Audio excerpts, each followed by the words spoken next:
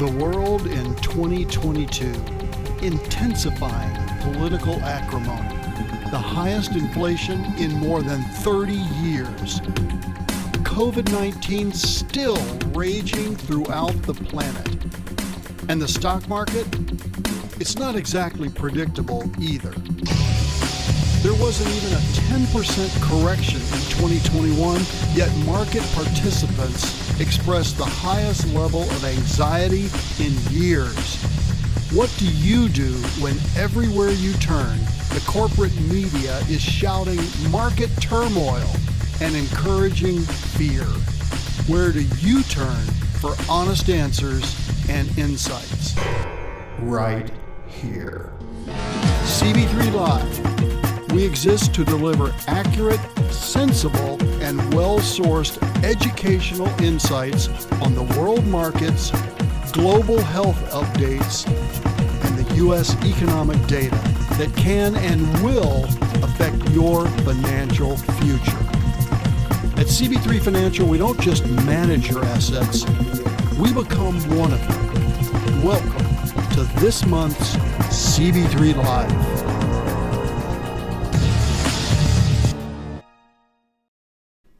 Good evening, everyone. Live from Nashville. It is Thursday, October 6th. I'm Charles Brown, Portfolio Manager with CB3 Financial. We're glad you're here with us tonight for a very special edition of CB3 Live. Have we hit the 2022 low? I don't know, but I'm going to give you my prediction, and we'll talk about the fourth quarter a little bit, but most of the show tonight, well, more than probably 4/5 of the show tonight is going to be my interview with Tom Basso. Okay, so let's get through the first part here. Tom is a market wizard. What does that mean? I'll tell you in just a few moments when I do his full intro.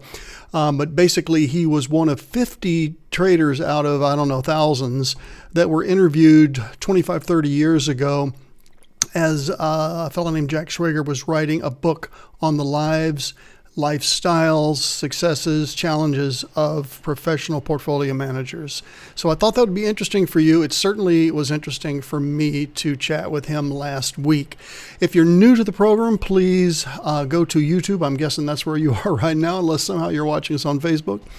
And be sure and select the little bell there so you get notified. Subscribe to us, of course. Follow me on Twitter, Facebook, and LinkedIn. I tweet every single day, sometimes twice a day. This is just a reminder because this bear market just keeps nagging and nagging. Since 1950, over half the days have been up. 60% of the months have been up. 75% of the years have been up. And if we zoom in just a little bit, since 1971, that number jumps to almost 56% of the days being up, 63% of the months. 74, so the number's consistent there, of the months have been up. Most of the time, the market goes up.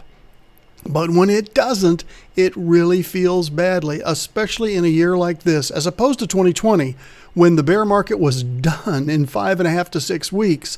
And now we started here on January 4th, and it's been pretty much straight down with some bursts to the upside. We'll see how that goes. All the more reason why I want you to hear the perspectives of a professional money manager. You guys have seen this chart many times. Look at the yellow highlight. That's where we are right now. The bulls and bears are battling here at the top of this trading range. And so far this year, the bears are winning, but they will lose the battle. I am absolutely certain of that. You are looking at 100 years of data. For those of you that have not seen this chart before tonight, I bring this out usually every month, every other month. And this is all that's going on. If you lean in and see those little squiggly lines, that's just normal bull and bear activity as we hit a market peak to see if we're going to keep going or if we're going to have another pullback. We have had a pullback. I need to mention to you, though, even though this has taken 9 months and a few days, okay, this is still less than the pullback that we had during the pandemic. It's just that that was done in such a short amount of time. If we zoom in now to just look at since the financial crisis of 2008 and 2009, you'll see that price came off of the bottom there and has stayed in the upper end of the channel with the exception of that move down during the pandemic. And then it rocketed back up there. Well, just like a rubber band that gets stretched, it actually overextended and started trading above the trading band. Okay, and these are things like standard deviation, et cetera, which I won't get into. But just trust me, when it gets that high, and of course, as a money manager, you don't want to just say, well, I know it's going to not be this high, so we're just going to sell and sit in cash until it comes down.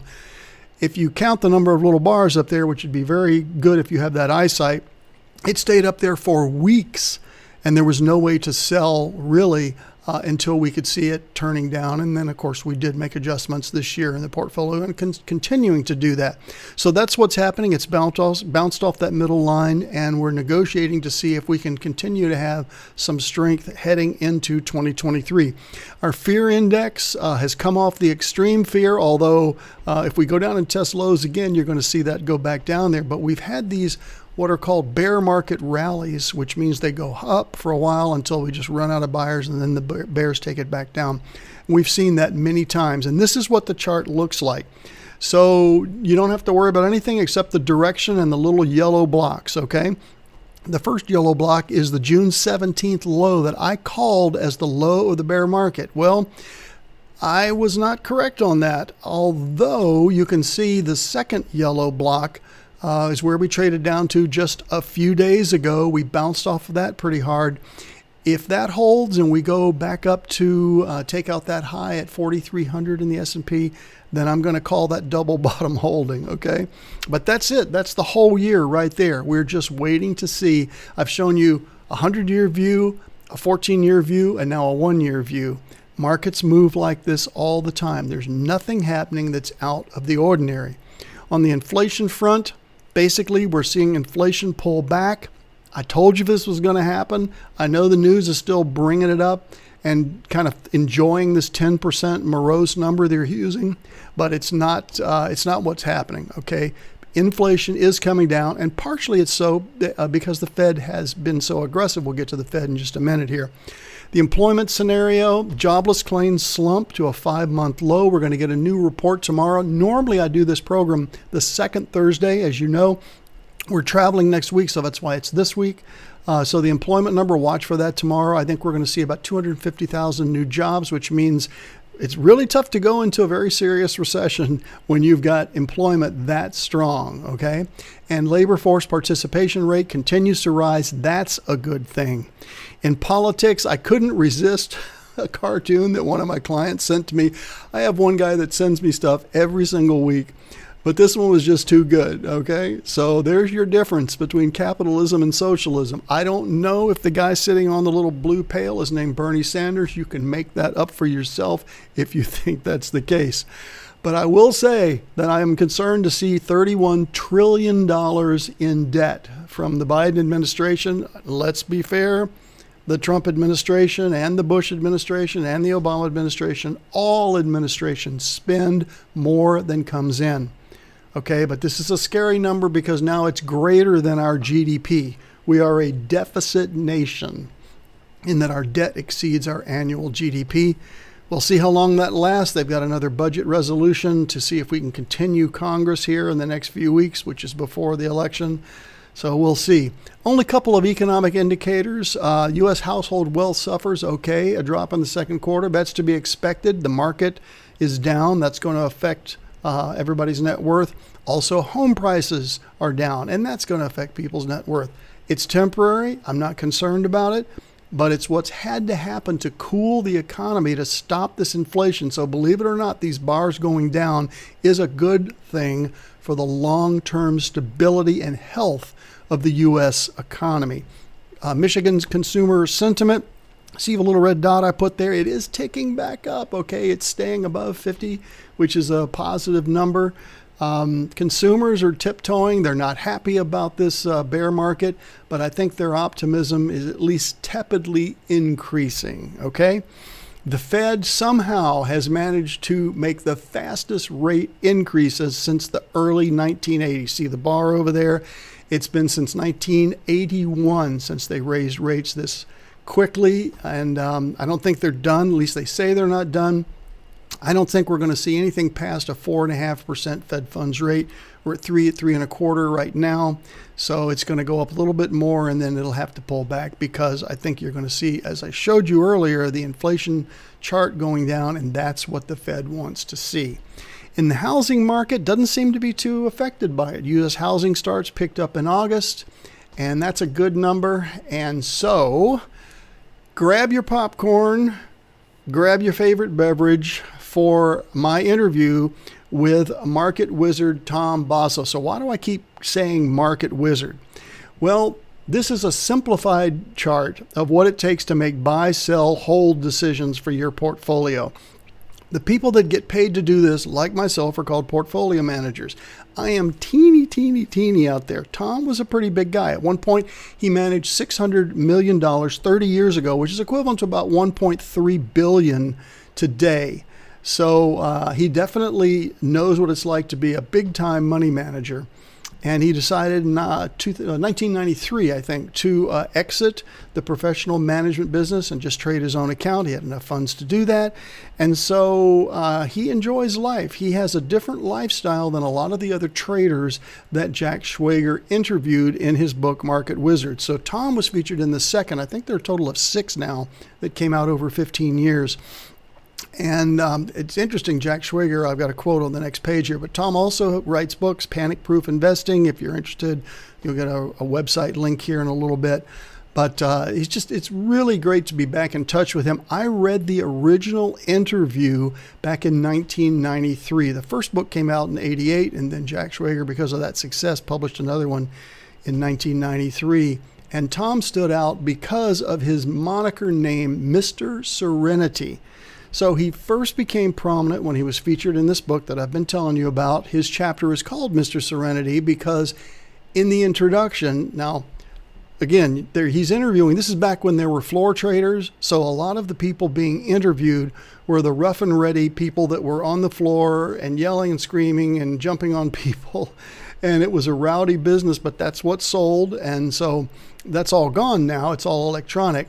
But Tom was different than that, okay? And Schwager said, well, his results are significantly better than the industry average, but they're hardly extraordinary. And yet, in an important sense, Basso is perhaps the most successful trader I've ever interviewed.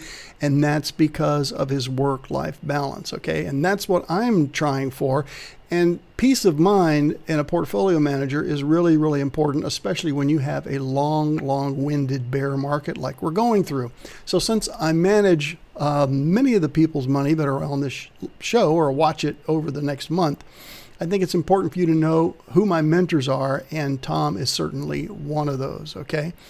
So as you'll hear in the interview, very little has changed since he retired. He still has achieved this extraordinary success, both financially and the way he's lived his life. Now, if we're honest, we would like to be able to have success and serenity at the same time. And that's certainly what I am trying to do. I want to encourage you guys to ask questions in the chat box.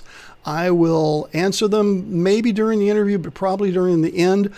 This is going to be a full hour, okay? And I will stay here the whole time. So I'll come back on, and if you want to fire questions at me then, that's fine, or put them in the chat, and then I'll just cover them at the end. But I hope that you enjoy and you are entertained and educated with my interview with Tom Basso. I caught up with Tom last week at his office in the mountains near Greater Phoenix. Okay, folks, as promised, the legendary Tom Basso. I am privileged and honored and just ecstatic to bring this interview to you guys Tom, thanks so much for being part of CB3 Live. Hey, it's great to be here. Fantastic. Okay, so everyone's heard a lot about you in the last minute or so since I talked about that, but there are two things I want to focus on and give you a chance to elaborate. You mentioned over the last 47 years, let's just call that half a century, you've been a risk manager and developed programs, et cetera, et cetera. That seems like you would have started almost in the crib. And I know that you have an engineering background, but I think our listeners would want to hear about that. And then the second thing is the Mr. Serenity tag, which I alluded to a few months ago when I introduced you.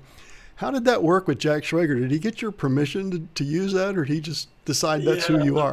those are two stories. Let's split them apart here. You They're bet. pretty different stories. First of all, the chemical engineering part.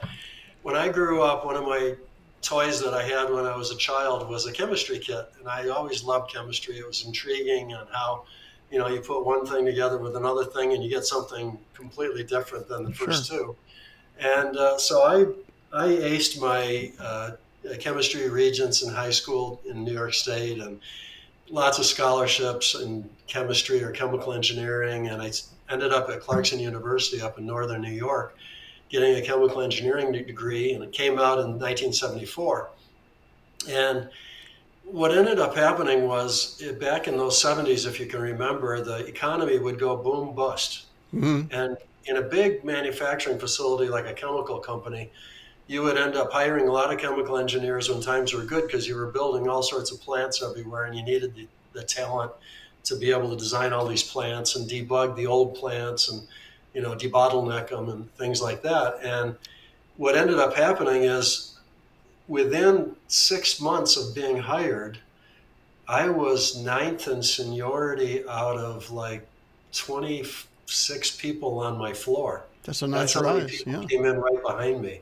So I was one of the top nine oldest seniority people on the floor, and I'd only been there 6 months. It was pretty scary. So we'd go to lunch, and a bunch of us engineers would sit around and say, "Man, if we go through another boom bust cycle here, we're going to look around the cafeteria. Half of us are going to be gone." So I started saving money, and we decided to invest in stocks, a bunch of us, and we'd share newsletters. Each one of us would take turns. I'd subscribe to one newsletter, another guy would subscribe Sure. to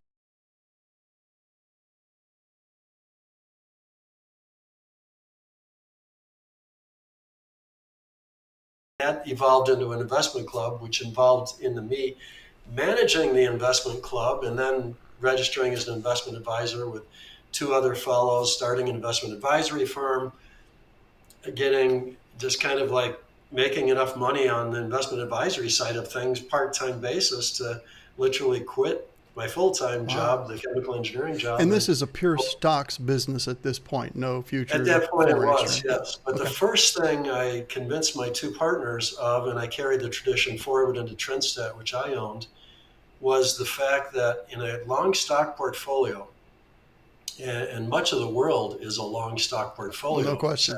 No question. and when you get into a situation like what we seem to be in right now, where the economy clearly is having some trouble, interest rates want to go up, inflation keeps being nagging, and the Fed Reserve keeps wanting to do something to it.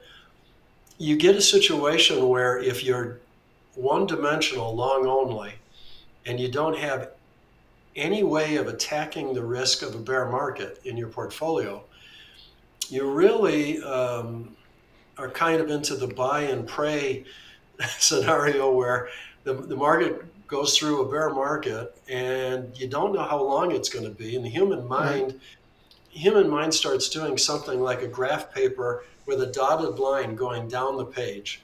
And the human mind starts projecting that dotted line down, to a lot closer to zero, and it gets a little scary. And it's really hard for people to just buy and hold if the bear market becomes too nasty. So right away, when I saw that kind of risk, I convinced my partners, let's do something that could make money in a down market. And this is when I was in my, I don't know, 25 years old, something, maybe Wow. 26, 28, right in there. You learned early. Yeah, and I started out trading futures on my own, And it took me 4 years to get to break even. So every year I lost less. And I persisted because it seemed like I was making progress. To me, it just felt like not only were the losses less, but I was being more disciplined. I was getting my work done faster. I was Mm-hmm. streamlining the processes. I started getting the ability to use a fax card and more automate the way I was transmitting my orders, which reduced error rates. Sure. And it just sort of naturally, it felt comfortable to an engineer. A chemical engineer basically brings in chemicals on one side of the factory, processes them, and then ships out chemicals on the other side of the factory. And isn't that what trading is all about? We bring in data, we make decisions, we ship out orders. So it kind Yeah. of just it felt really natural. And I'm just like a chemical engineer should. You're always looking for that bottleneck in the process, and how can you debottleneck it somehow and increase the speed of this one computer, and you've all of a sudden cut 15 minutes off the entire process or something. So Right. I'm always looking for that. So we did a lot of time testing and all that type of things around Trendstat days. And literally, we had over 200 clients, I don't know, 14 trading desks or something, 600 million under management. Wow. And when we hit the button in the afternoon, we had two processes. We had to run them separately because of the time that were required to get the orders in. And these are The stocks currency and orders would go futures, off. right?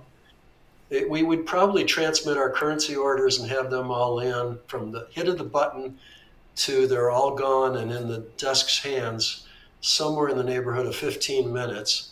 And all of our futures and mutual fund timing orders and all that, probably about the same time frame. Hmm. We hit the button in about 12 to 15 minutes, we were all finished. And there was a lot of number crunching that went on when that happened, and No multiple kidding. computers were running. So it got to be kind of a data processing operation more than a traditional trading operation that a lot of people think of. Would you have handled it differently than if you had had availability to these new mini and micro contracts in futures? I would think for position sizing, it would have dramatically, for somebody starting today, I would say it's easier than when you started. The SPOOS was $500 a handle. Yeah, exactly. For my Uh, listeners, that's the S&P 500 future. To go 1 point in the S&P 500 on leverage was $500. Now you can get $50 or even 50. $10. Yes, that'd be the micro. Right, exactly. Yeah, really, I would have loved to have those back in the days when I started. What it does, if you use any common sense percent of equity type of position sizing, like I like to do, as Hmm. most people, if they've read my book at all, I like to Sure. position size based on risk and on volatility primarily. And when you do that, equity, your denominator, becomes very important because the bigger that is, the easier it is to size your position and fine tune it perfectly. Exactly. And when we back in the Trendstat days, when we got $3, $5 million portfolios for clients, it's not a problem. Right. But if you're starting out in life, and as I did, and start with a little $5,000 portfolio, you really are hard pressed to do a lot of contracts because they're way too big for you. Yeah. But in the world of micro contracts that the CME primarily has been really pushing, but a few other exchanges have gotten on board, it allows the newcomer to test out theories and to actually trade with real money with a very, very small contract that won't cost you that much and is not going to kill you in terms of your having to have millions and millions of dollars of equity. Right. And So of I course, would the encourage exchanges people. like it because they're generating more commissions, but that's the expense that we have as traders for the learning. And I think it's well worth it. Well, and even more better for the exchanges, you're getting newcomers coming in Correct.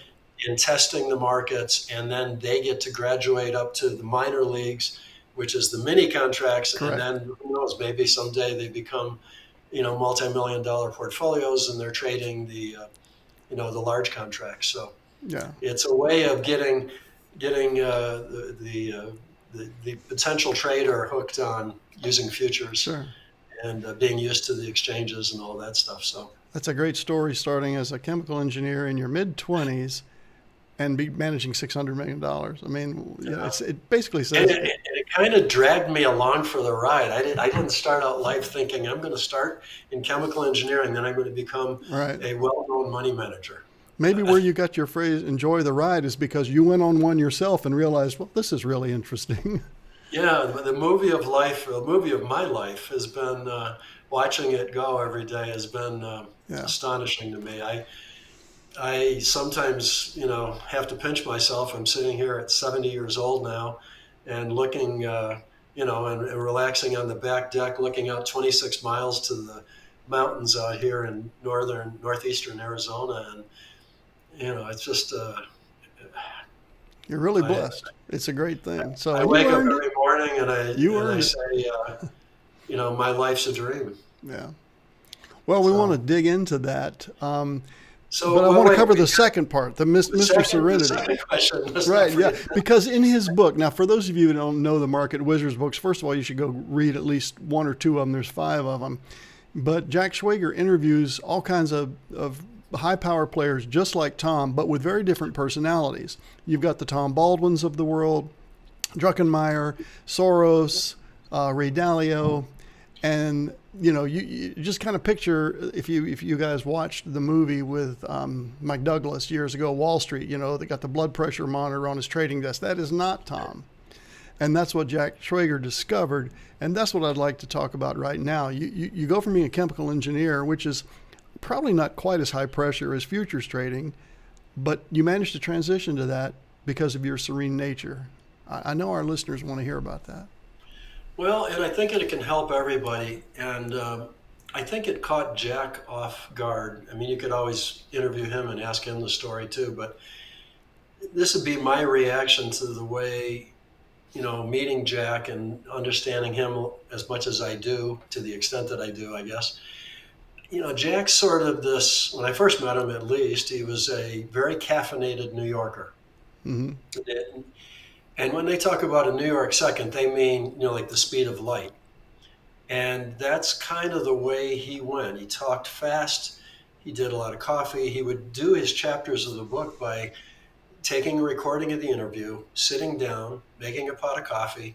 And this is at like 10 o'clock at night. The kids have gone to bed. He stays up and starts taking notes and dictating the way the book's going to flow based on what the interviewee, me, Mm-hmm. for instance, has said in the interview. And he would just stay up. And then if he had to do it on the second night, he'd keep going and going and going. And then after he gets it done, he would send get it all written. He'd like it, send it off to the trader that he had interviewed. They get to change whatever they want. They can actually, in some cases, veto it altogether and say, I'm sorry, I've been thinking about it. I don't feel comfortable having an interview in the book. And they could just veto the whole thing and they disappear from the book. So I'm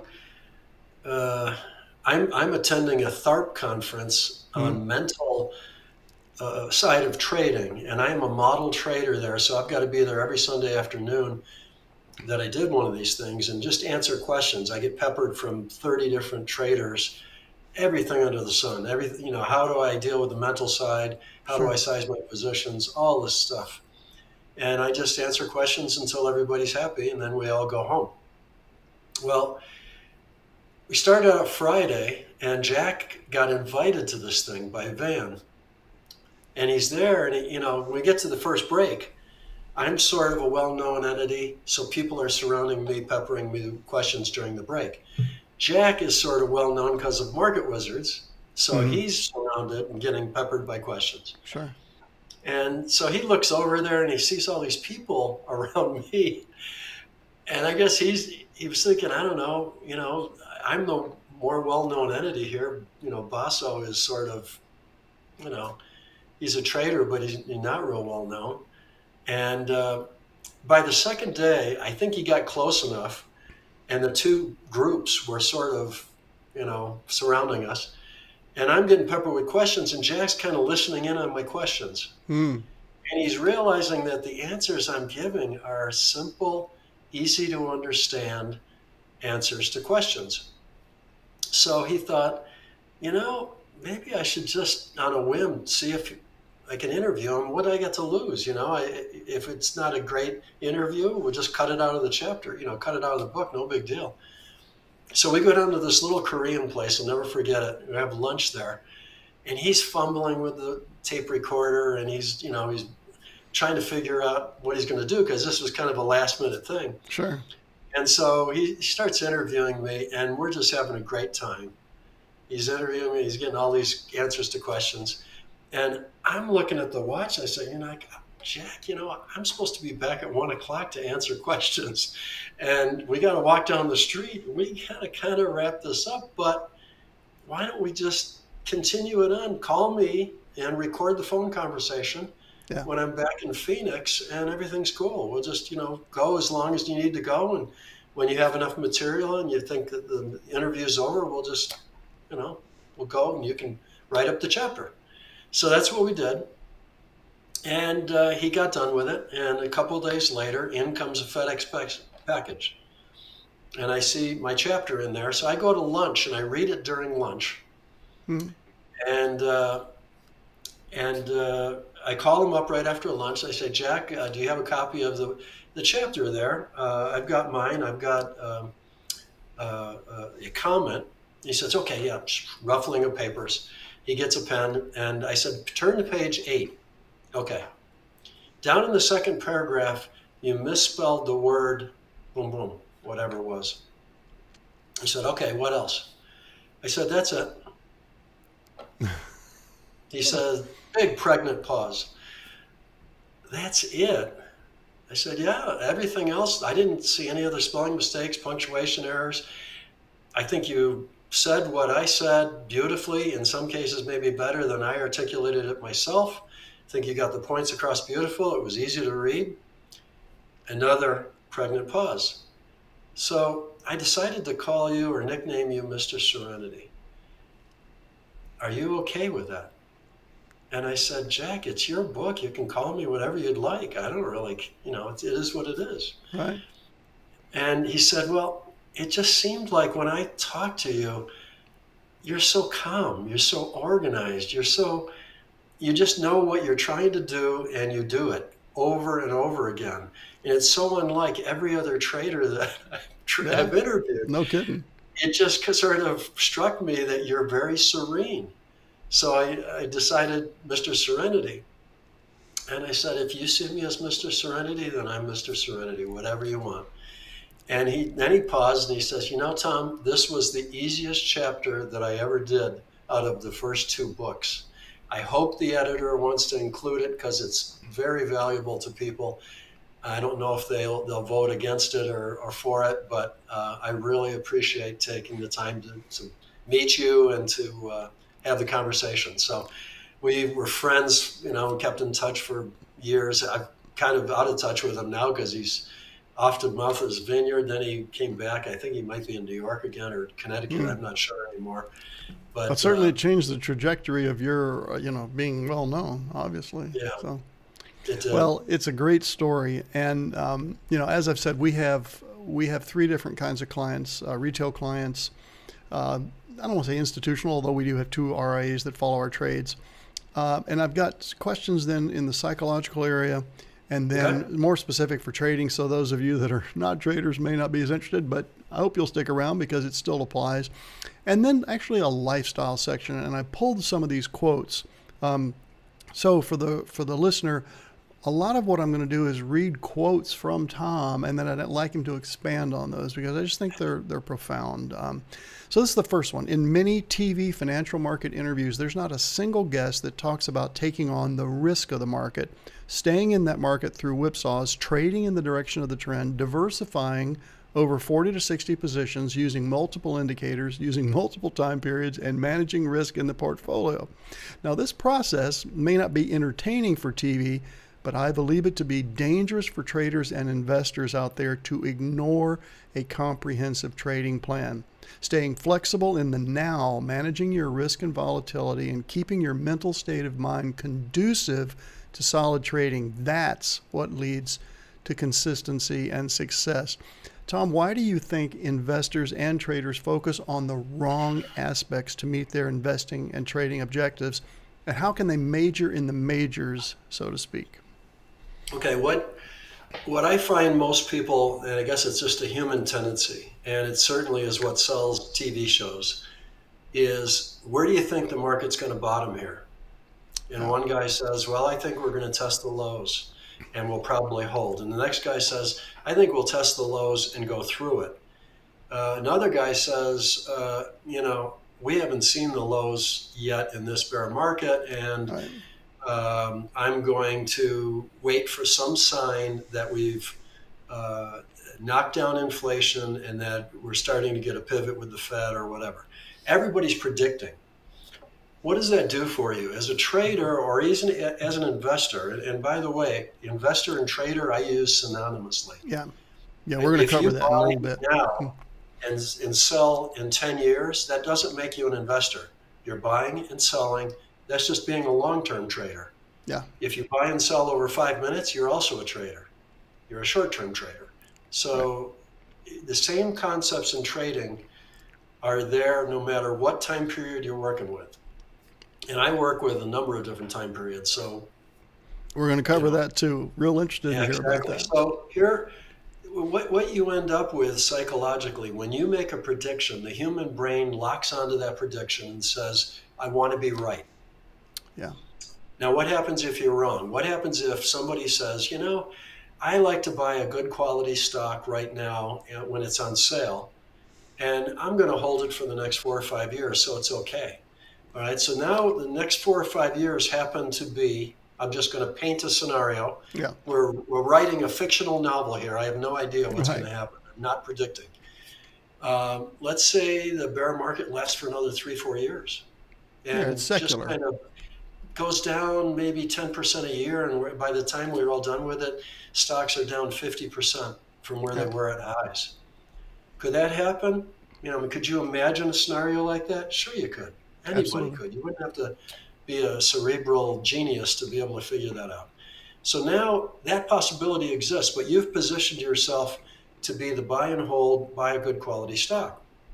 Well, if you see the correlation amongst most stocks these days around the world, not just in the United States, Correct. Yeah. you're getting up, if the stock market goes down 50%, chances are your portfolio, if you're long stocks, will be somewhere between 80 to 90% correlated with that down market. So the question is if it's down 50, are you down 60 or are you down 40? You're not going to be up. No, It's and you're not going almost to be not down 10 or up. 15. If you're down 10 or 15, you would be a huge hero. No Okay. kidding. So what you end up with is with all the predictions is while it's fun for the human being to predict, it psychologically prepositions you towards one way and away from another. And it puts you in harm's way because let's go through that 50% down bear market and it's 3 years out and you've been suffering through a drawdown now for 2, 3 years. How long are you as a human being going to put up with that Well, before you exactly. just say, screw this, I'm done. I can't handle this stress anymore. My wife keeps nagging me about how much we're losing. I'm just going to go, find a bond someplace or a piece of real estate and go hide from the world. And that's what typically happens at the bottom of a bear market in No stocks question. because there's so many people that have gotten beat up. They're just psychologically exhausted. Yeah. And to me, that was because they were predicting. Yeah. You know, So what do I do to counter that? How do I become Mr. Serenity with respect to that? Is I don't predict. I measure what's happening today, right now. And so today, right now, I've got, and actually today, right now, I've got the Swiss francs collapsing. The bar is like this big on the yeah. screen. I happen to be short. Why? Because it's in a downtrend. So when it's in a downtrend, I go short. If next week it's in an uptrend, I'll be long. I'm not making predictions. I'm just measuring the trend and positioning my portfolio so the trend can go my way. We tell And our when I get clients an that our occasional, ability to react is far more important than our ability to predict. correct. Yeah, Exactly right. And if you're a small investor, and I consider myself a small investor, I'm not managing billions or anything. I've got my retirement portfolios. There's my wife's two accounts and my two accounts, and that's it. So they're good sized accounts, I admit, but I'm certainly not Kathy Woods and ARK or something sure. moving tens and tens of billions of dollars. So I feel like we have an advantage as small investors that the big guys don't. I can go in and out of lumber anytime I feel like. Well, when I was a CTA managing Not a 600 chance. million, lumber market's kind of thin. You have You limit moves might go want to against trade you, a and few, but you don't want to have too many. same with orange juice, obviously. Still Yeah, to this exactly. I day. trade orange juice too, and I can do that at my size. But back when I was a CTA, I kind of looked at it a little nervous. Can Right. I move the amount of money that I got to move through that market? So I think the small investors have an advantage, and the thing that I would say when you watch Varney in the morning, like I do every day, and he asks somebody, where do you think the bottom's going to be? I'll tell my wife, and she'll tell me now. She's heard it so many times. Why do we care where it's going to bottom? Why don't we just let it bottom? When it turns around the other way, the Sure. indicators will show us with an uptrend, and we'll buy at that point, and it'll already be going up. Why do we have to guess where the bottom is? Let the market tell you where the bottom is. In the meanwhile, just stay out of trouble and enjoy the ride, Yep. which is what ETR stands for over here at my And chest. yeah, exactly. That's a Um, good promo. and so The that's famous trader Ed Secoda would also say, often say, people, they want to use their intuition, but what they really end up doing is into wishing, which is yeah. the difference between a cognitive approach and an emotional approach. Yeah, the Edisms are unbelievable. He's a brilliant guy. He was one of the first automated traders out there. I came in to the industry and to trading and to automation of trading way after he started. So, yeah, he paved the way for some of us, Yeah, and that's great. hopefully, I probably paved the way for a few more. But that's the world that evolves, and all of us have our challenges that we face in our own time frame. And Yep. if you can meet them and master them, then you hopefully made the world a better place. And that's a great thing to be a contributor. So you once said, it seems to me that so many traders and news agencies want to predict. We've been talking about this. Hmm. Investors get this steady diet of business news, Hmm. and people come on and they're asked to predict just exactly what you're saying. Yep. So do we as investors simply have a need to be right about the market rather than to profit from the market's moves? Why is this bias in there? I think it's almost more important, rather than making money, they just want to be right. And that's Right. just an unhealthy I think mindset. it is children. Even if I don't know, you're in a little league baseball game. You want to win the game. Um, you're playing football. You want to win the football game. Sure. You're playing street hockey. You want to score the goal. You want to beat the other team. It's kind of beat into us a little bit in the world we live in. And I think what ends up happening is there's this sort of, if we win, it's great, and if we lose, it's bad. Yeah. And I would say that if you win over the long run, it's good. And if you lose over the long run, it's bad. But just like think of a casino. That's the best example I can think of. You've got 100 slot machines on the floor, and each player is playing that slot machine. And on average, about 92% payout is going to go back to all those folks, and they're going Hmm. to lose the small, maybe 7-8% of the total money bet. And there is going to be that one person, lucky person, where the lights go off and the sirens go off and change comes pouring out of the machine. Sure. Is the casino losing? No, because they're paying out all that money and they're bringing in the other 99 people's monies. And they got out of that whole flow of money, they got to extract a percentage of it for the house. Yeah. And so I look at it the same way. As a trader, I'm trying to be the casino, not the gambler. I'm trying to participate in 40 to 60 markets, knowing that on any one day I could have a Swiss franc, or yesterday I could have a short NASDAQ that was really lucrative. I never know going into a day. I don't predict. I have no idea which position that I have or which collection of positions is going to work out. The Fed's constantly coming out with announcements. Economic announcements are always coming out. We reach technical trading points. There's lots and lots of things going on, and everybody's trying to figure it all out. And I'm just sitting there letting it all go right into the price, measuring the price, and react to it, and running 40 to 60 slot machines at any point in time. Exactly. And I think that's the key is having the diversity.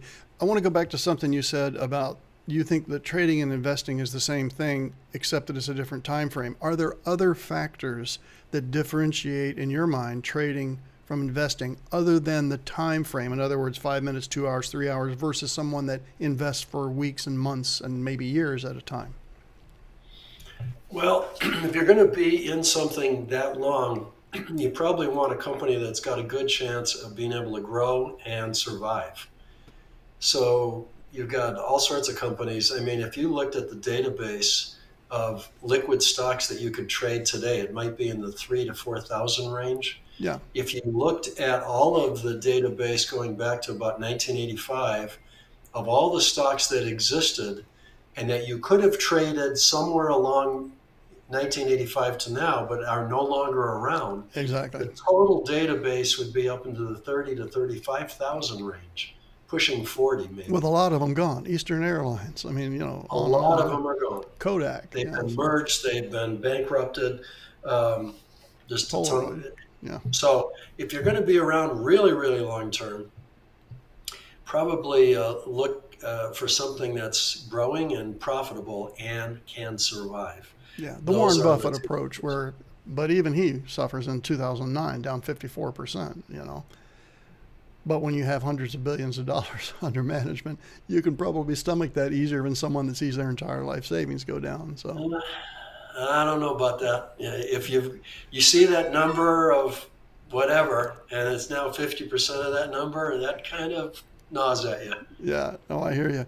How long did it take you to get to this mindset of, I'm just reviewing. There's another quote you made. I'm not concerned about my portfolio's success on any given day or any one market.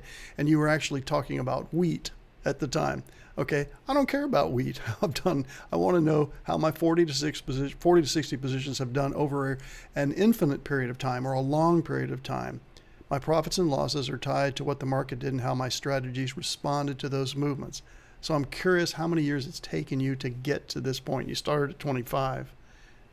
I would say it was 4 years to get to break even for starters, and I Yeah, started getting an appreciation of what it took for me to be profitable. Then I started becoming profitable both in the stock side and the future side.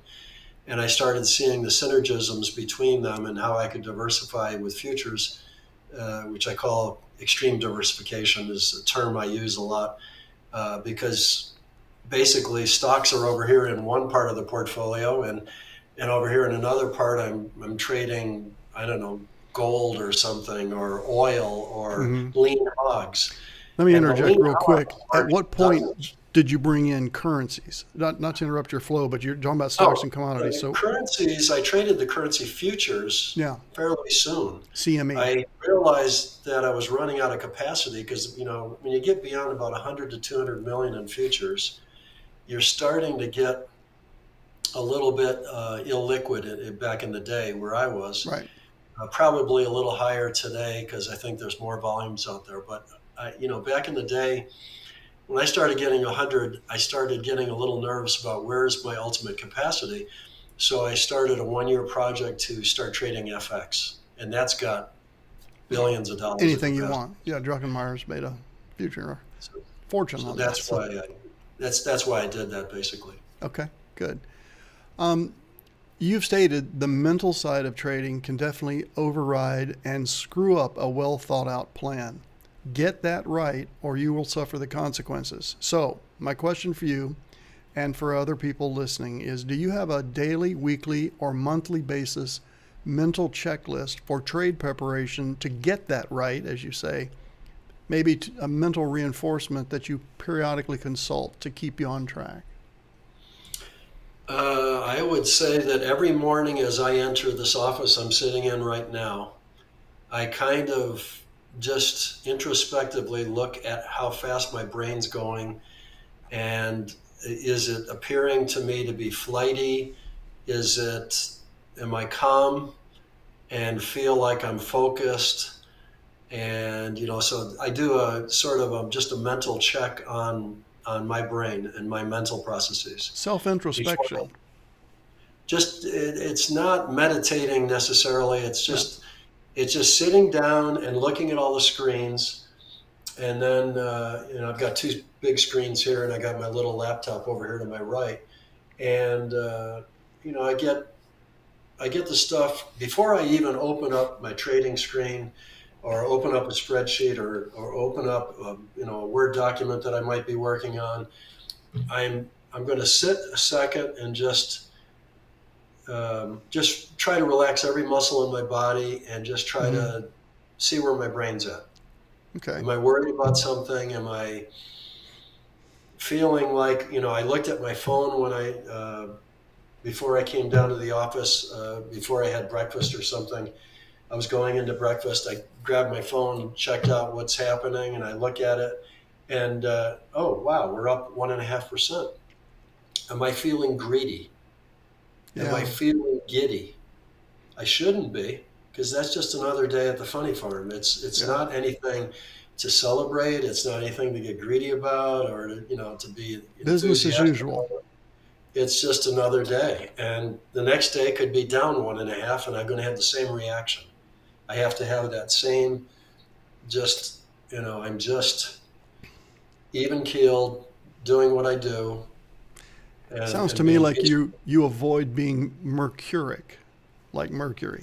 Just I try. and there's Yeah. the serenity piece. So let's um let's move now to some more technical questions. So those of you guys that are retail investors, hang with us. For those of you that are listening that are my RIA and professional trader clients that watch our show, one thing people talk about that are traders is risk. It's my personal belief that 1/2 of 1% of equity, let's say on a $100,000 account, you're going to risk $500 on a trade. Do you agree with that 1/2 of 1%, or do you adjust for different markets? Like, would you take more risk in oats versus crude oil, for instance? When the futures markets side of my portfolio, and on very long term futures programs, so this would be up into the trade lengths up into the months, not days. I would say 0.5% is very comfortable for me right now in retirement.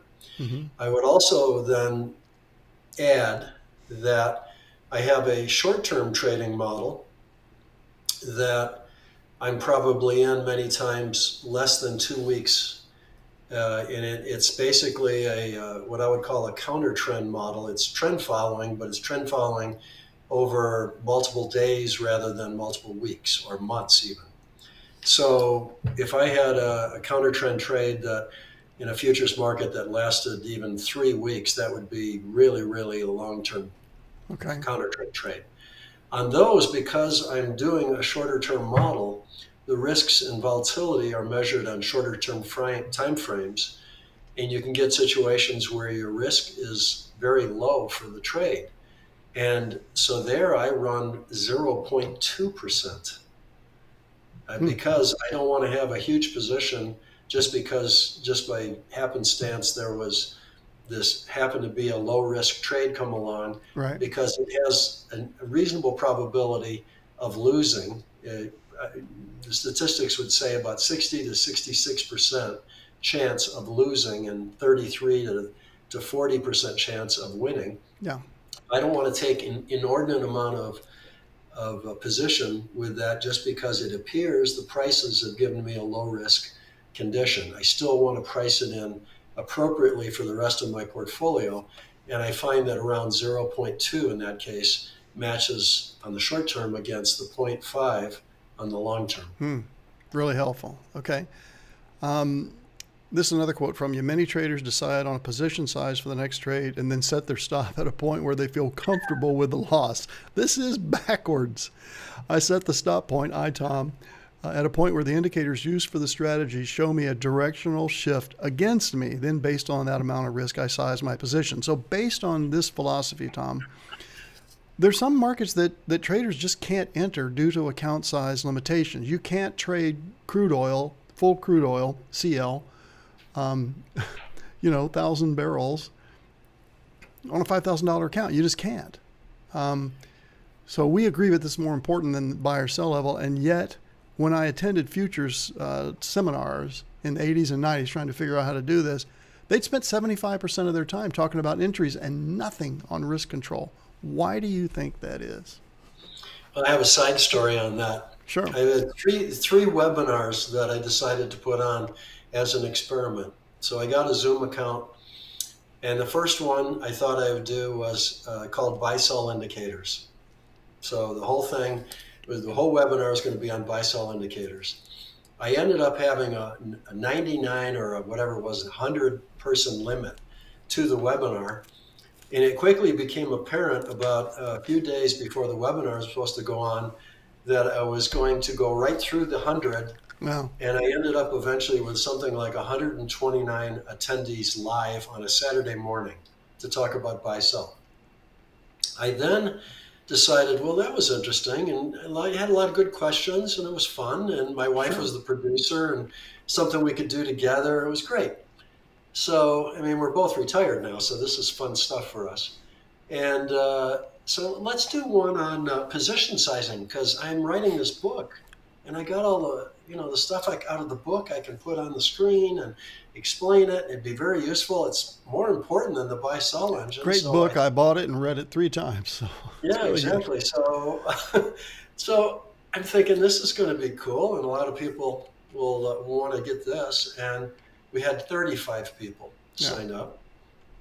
And then I decided, I'm always known as Mr. Serenity. The mental side is a lot of that process.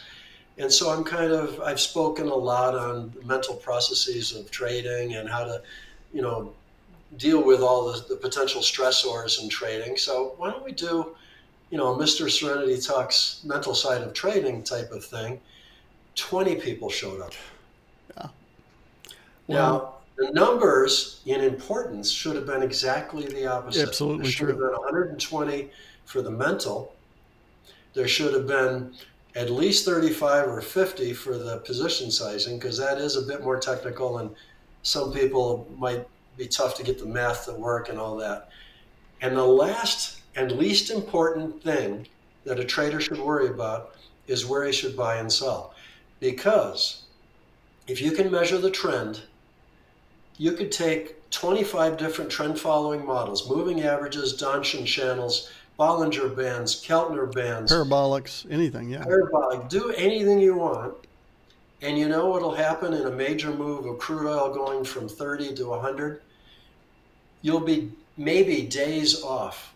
One will be at 30, and the other one will be at $30.10, and the other one will be on a pullback at $29.95, and the other one will be at $30.50, and you're going to 100. So why do you care? You don't care. Is exactly right. It's in the decimal point on your percent return. So the NFA publishes statistics on the number of traders, because they can see the accounts that are profitable, and it's under 10%. And I think it has exactly to do with what you've just said, which is that people focus, they major in the minors and minor in the majors. That's a good one. Well, it's a music term there. So another story for another time. But I sing, and I took 4 years of piano lessons. So I know, I understand what you're saying. Well, and as a side note, everyone watching my show knows that I'm a composer. I actually have my next world premiere in Wisconsin, October 15th, with a full orchestra piece. The Southwest Wisconsin Symphony is going to open their season with. But once I got reacquainted with you, and it's just like, no, I'm going to follow this guy, because it allows me to have time to do things besides just staring at screens all day. So thank you for that as well, Tom. So you talk about return to risk maximization, and this, for those of you that are clients, we look at this all the time. I always talk about giving you the highest return possible that's risk adjusted. If it were just trying to get you the highest return, I would leverage, Bitcoin and crude oil futures. But then when you saw a 90% variance in your account, that's not going to be risk adjusted now, is it? So You would be fired. that's exactly right. So is risk a return to risk maximization a function of entries, exits, ratcheting stops, and choosing the best trending markets, or are there other factors that you use to determine your return to risk maximization that you talked about in that one blog article? The return to risk maximization, of course, there's like, I don't know, four, five, six popular return to risks, and they all have problems in my mind. The most ridiculous example, which is used probably the most often, is Sharpe ratio. Yeah, as You're opposed to talking Sortino, which is better, I think. Yeah, Sortino slightly better than Sharpe, but the denominator, which is risk, is the variation of the losing periods, I believe. So it's sort of it's saying that volatility by itself is in people's minds risk, and I think that's an aspect of risk. Certainly, if somebody was trading Swiss francs today and looked at a 171 point move or whatever, they go, wow, that it catches your attention. So that's sure, volatility that catches your attention. Now, if you were on the wrong side of that and it became realized dollar loss, that's another form of risk. That's the risk of actually losing money. sure. So I think they're both important. I use them both. And in terms of Mr. Serenity, you try to maximize your return to both of those if you can. Now, why do you do that? There's a couple different reasons. First of all, you want to survive. I am now into my 47th year of Yeah, trading or whatever it is now. I'm 70 and I started I bought my first mutual fund when I was 12 years old. So in a wow, paper boy and putting away my $10 a week into a mutual fund. good for you. So when you look at that kind of world, you want to be able to survive for a very, very long period of time. You've got to consider the fact that your mental process, if not comfortable with something, is going to end up canceling that something out. It's going to say, I've had it. I'm too much risk. I've lost too much. I'm Right. done. Everybody has their pain point, their uncle point, and they cry uncle and they close down whatever it is. And if you're a money manager, as I was for 28 years, the client always has the ultimate, They do, and the phone control over the rings. account because they can Yeah, just say, "You're done. I'm pulling my money and giving it to Joe over here." yeah, All right. So you have to deal with return to risk for two reasons: surviving and comfort level. yeah. If your return to risk ratios are high, if you could make somehow magically 30% per year, and the maximum drawdown that Yeah, you ever went through was 3% or something, and you had return to risk ratios that were 30, well, that'd be a pretty easy ride. And not yeah. only would you not get fired, you would have referral business coming out of the woodwork. You wouldn't be able to handle all the clients that Well, would come Goldman in. Sachs would be just say just manage everything we have, Yeah, probably. exactly. And of course, you'd have a hard time producing that with a larger sum of money, you'd find. Exactly, exactly. But we Different digress. problem. Different problem. Yeah, But the return to risk becomes important for survival and for comfort. Now, comfort, there's some traders out there with the mentality, with the Wall Street, the movie mentality, and traders have to smoke a lot of cigarettes, drink too much, swear a lot, yell into phones, be stressed. That's the stereotypical trader. Well, I would like to supply an alternative to yeah, that stereotype, me. And what I would say is I want to make my life easier, not harder. I want to be comfortable doing what I'm doing. So if I dial in my return to risk ratios high, and it happens to be a lower return to do that, and I'm in retirement and I have enough capital to retire, making another $1,000 here and there is not going to change my life. It right. isn't.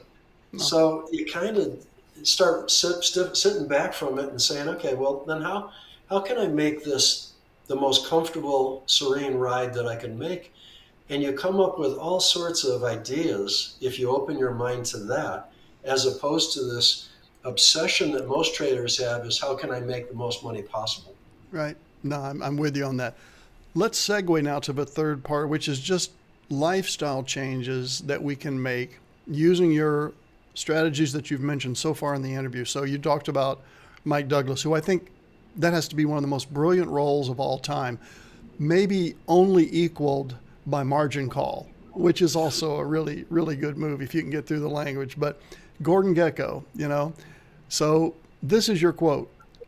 I view myself as a retired guy, husband and grandfather that knows a little bit about the subject of trading. That is the world's biggest understatement.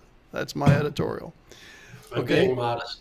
Well, I know something about trading. This is your words, and spend an hour or so daily managing our portfolios. The rest of the day, I'm doing other things. Don't make investing and trading who you are. That seems to be the essence of your persona.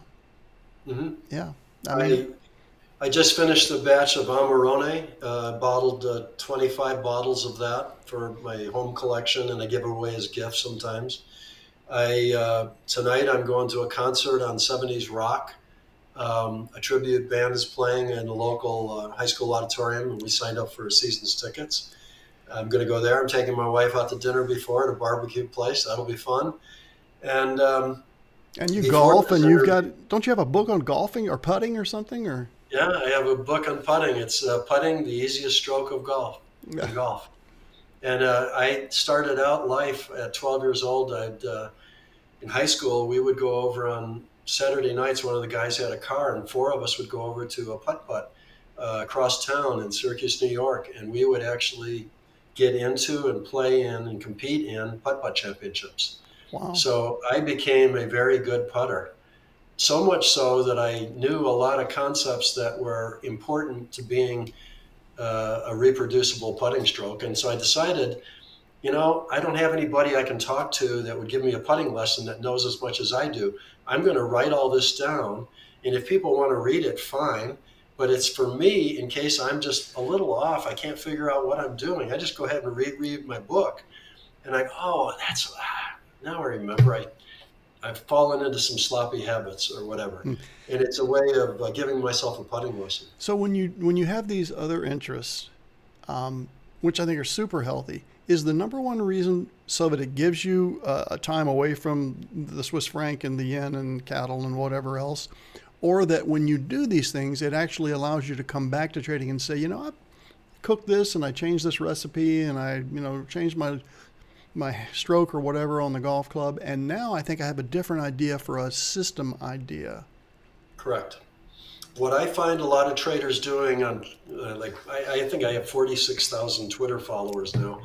And I rarely go onto the feed because, with that many, the people that are following me and I'm following them, there's a bunch of stuff that comes through and I don't have time to sit there and It's a read it black all. hole, yeah, if you follow it. When I happen to be stuck in the office, like I was yesterday, and I decided because of the timing of everything, the Fed announcement was going to come out, and I Yeah. was really done with everything I needed to do about a half an hour before the Fed decision. I thought, I'm just for curiosity, I'm going to turn on my night strategy, which is a day trading strategy, and see what I can do with an announcement because it's going to have some violent movements. So I ended up with three very profitable trades. It was a huge profitable day for me. But the thing that while I was doing that and waiting for the Fed announcement, I just opened up the Twitter feed. Mm-hmm. And I swear to you, there's traders that are sitting there in front of a screen, mumbling about this, mumbling about that. They're not doing anything. They're just trying to predict. They're trying to say, there's this level that it's going to resist at, and it's going to bounce off of that, or it's going to rally to this level because the Fibonacci is that way. They're I know. just killing time. If they would Exactly. just shut off their screen and go hit golf balls for an hour, they could save themselves a lot of money because they're talking themselves into trades. They're Right. so bored, they have nothing to do. So they're just sitting there. And what they do is they add even more indicators and more Fibonacci's and Gann lines and Look at the all this Bloomberg stuff. charts on the screen with all the overlays and everything. It's just And, mind-boggling. and Yeah. read all the reports and everybody's predictions about this and that and the next thing. And what they're doing is just filling their day with a bunch of mind cluttering nonsense that doesn't help them Right. make clear None of decisions. which makes money. I mean, None it's of just which not the makes essence money. of making money. So what I would tell you to do, and it's kind of something I learned by fire in my earlier Hmm. years.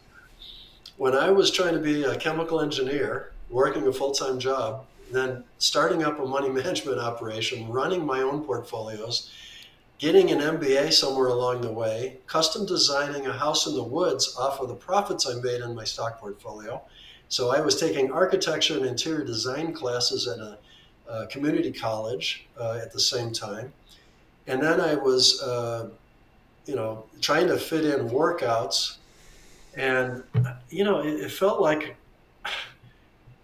I was working like 3 or 4 full-time jobs or something. Oh, I'm sure. I didn't. I got up in the morning, ran, and by the time I went to bed, I was exhausted. It was not a problem for me to go to sleep. I was Yeah. exhausted, and I ran that way. I mean, in your 20s, you can do that, and nowadays, I realize a better approach is to fill your day with a lot of stuff, but fill it with fun stuff. Yeah. Yeah. So You you're talk about this. motivated to get away from the trading desk and go hit golf balls because I love to hit golf balls. I love to go just do a putting contest with my wife. I like dancing. On Thursdays sometimes, not tonight, but we go to karaoke and we'll just hang around the karaoke bar and sing a few tunes. My wife does some great standards. I can do Frank Sinatra, Michael Bublé, bunch of those types of folks. I'm a baritone. That's great. We're Monday nights we go to choral practice. We're in a chorus here in town, up in the mountains here, that raises money for charity. Hmm. And they put on a Christmas concert. There's 3 performances. They'll raise tens of thousands of dollars that'll be donated to scholarships for some of the high school kids and so on. It's a very worthwhile cause, and we get to use our voices.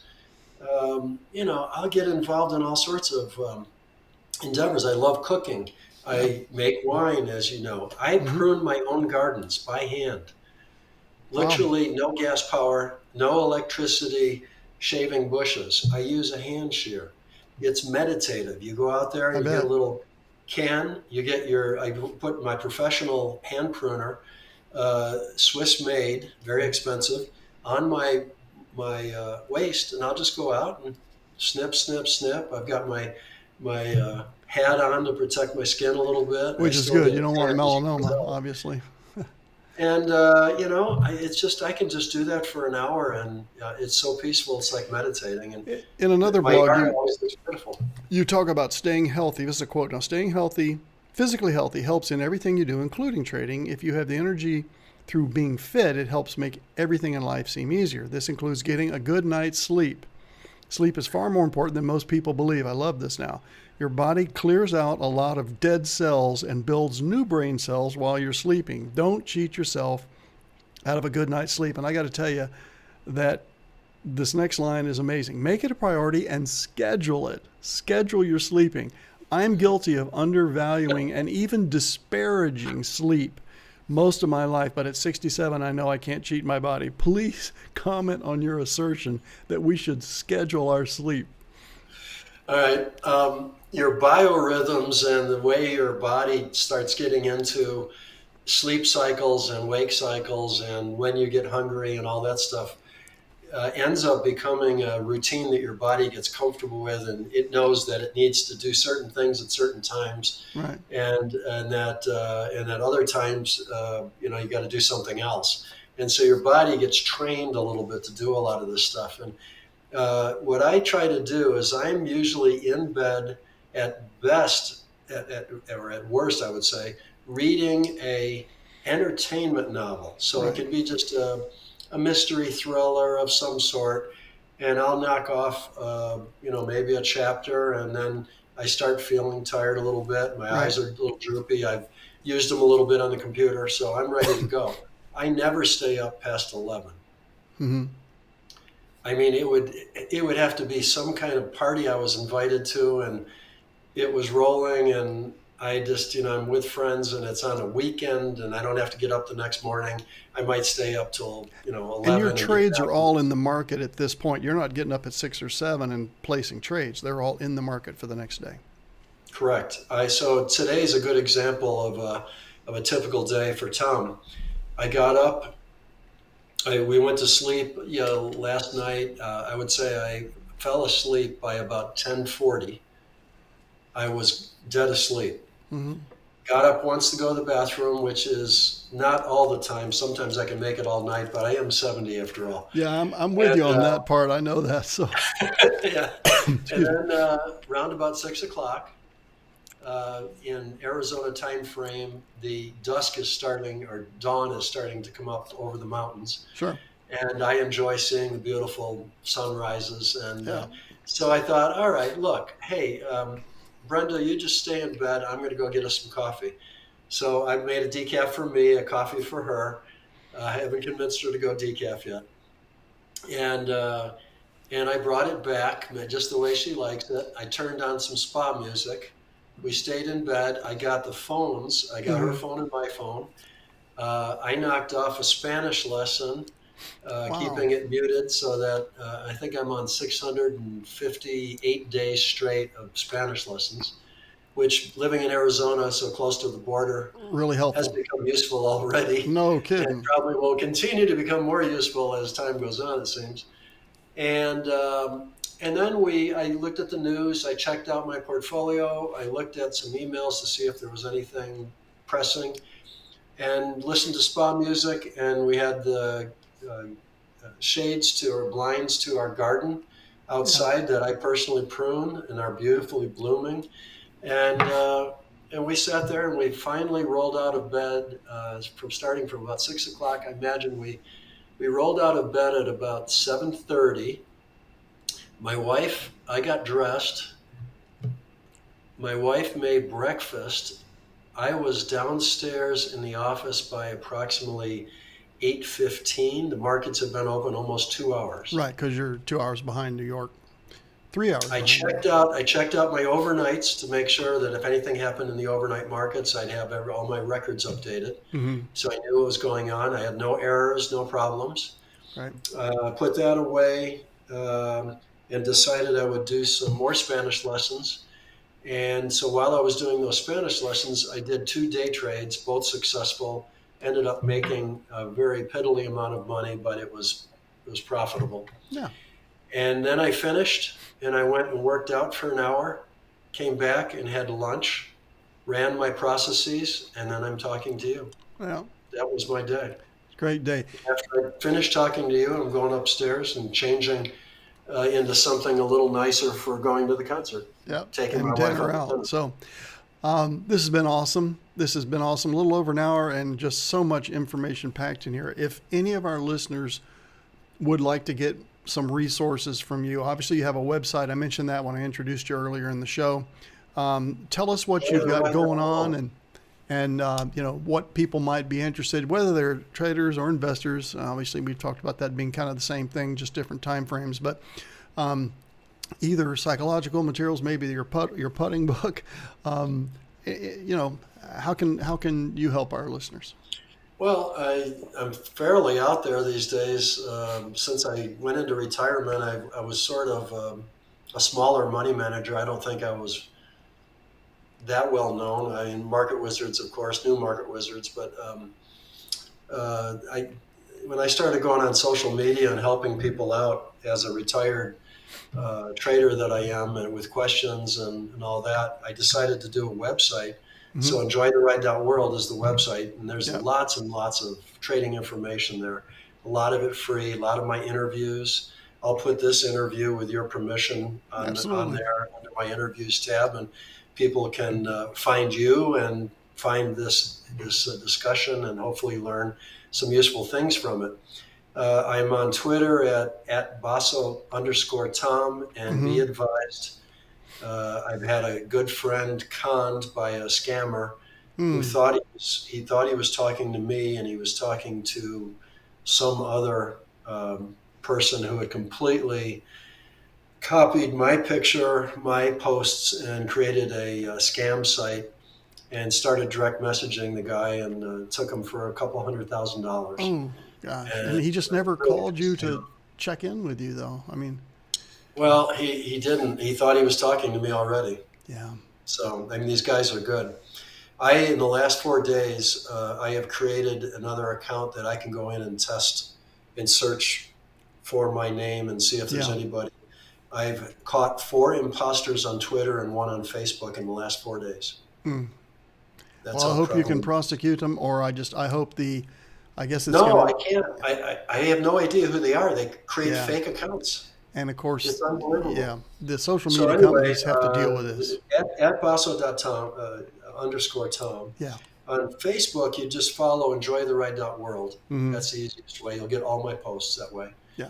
On LinkedIn, just search for my name. There's no other person out there that comes up that from my recent searches. But I'm also, if you search for my name on Parler, MeWe, Truth Social, Telegram. Telegram, I'm enjoytheride.world. All the others usually are basso underscore Tom. And Yeah. you can And you do find me. seminars from time to time in case somebody wanted to just come Yeah, the and hear them. seminars are interesting because a good friend of mine, Lawrence Bensdorf, who wrote a very famous book that I think is the best book on multiple systems trading I've ever read. Very easy to understand. It's very easy to incorporate into your own work if you can Hmm. understand what he's trying to get at in that book. But it's automating your stock portfolios, I think, is the name of the book. But he lives in Portugal, and I live in either Scottsdale during the winter Right. or up in the mountains here in Arizona in the summer. So if the mood strikes us and if our calendars align with the moon, we do a seminar together, and we're going to do one in Las Vegas here on October 7th and 8th. And to put it in perspective, there's only 15 chairs because neither Lawrence or myself or I want to um, have this big, huge room and not meet anybody and not learn anything and not Right. have You good want it to be a conversation. personal experience. Yeah. So we keep it to 15 because we want it personal and we want to Right. do it. It's 6,000 a person for one chair. You get a dinner at a very elegant restaurant with wine and everything the night of Friday. Full day on Friday, full day on Saturday, and a dinner on Friday night with Lawrence and myself. Hmm. Out of all of that, in 4 days, we filled the 15 slots and had a waiting list. Yeah. Yeah. I saw that on your site. Well, I can see why. Um, well, we'll And keep watching for those for the next ones. I bet that there'll be I some, and don't. maybe I If can you come out if with. you if you want to get ahead of the crowd, send me an email off the website somehow, or send me a message social media, whatever, and say Yeah. put me on the waiting list and give me your email Yeah. We want to be there for address. whatever you have in 2023. Tom, Well, yeah, thanks. and then if we do decide to do one in the spring or something, you'll get first crack of it at it before we even announce it to the world. So that's a Well, little that'd be way to get great. in Yeah, there. we'll see. I'm sure a lot of people will be watching this video. Cannot tell you how much I appreciate this. Thanks for stopping by. I hope you have a wonderful dinner and concert tonight. You make some good wine this weekend, and may all your longs go limit up. All right. God bless, man. Take care. Nice. Thanks. Okay, guys, there we go. Thank you for sitting through that. I think the numbers, yeah, most of you are still here.